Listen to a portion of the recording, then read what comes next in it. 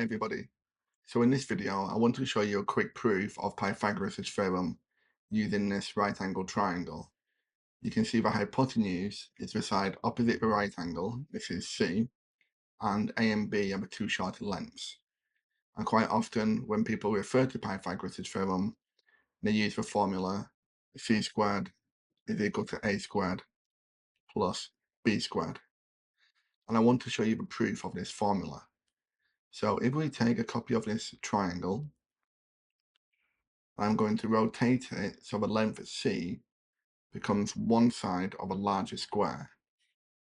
So the right angle is here, and this is the length C. You can see this is the length A, and this would be the length B. Then if we take another triangle, and I'm going to rotate this one so it becomes the vertical side of a square, and I'll place this around here, then we can see that this length is B, and this length is A. So this length will be B minus A. I'll take another triangle, and I'm going to rotate it for the other side. We'll take another one.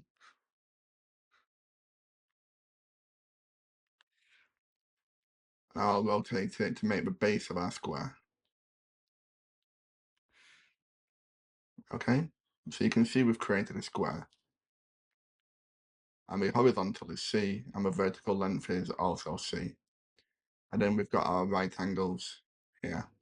Okay, and we know this length will be the same as this length, which is B minus A.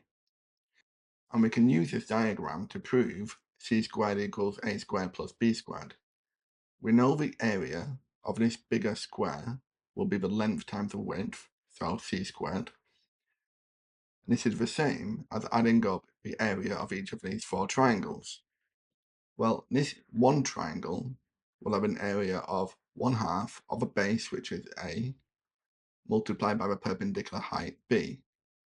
This is just the general formula for the area of a triangle. And you can see we've got 4 of them.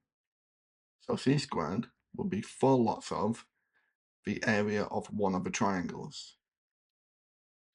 But then we need to add this square in the middle, and this has length B minus A. So we'll plus B minus A squared. That gives you the area of this smaller square. So now C squared will be 4 lots of a half AB. When you expand this out, we get 2AB. Then we need to expand out B minus A all squared. So I've shown that as 2 brackets. So C squared will equal 2AB plus the B squared minus AB minus another AB. And then negative A times negative A, positive A squared. We can simplify this, and we get C squared 2AB plus the B squared minus 2AB, and plus that A squared at the end. Then you can see the positive 2A will cancel with a negative 2A. So we do get C squared will equal A squared plus B squared. Okay?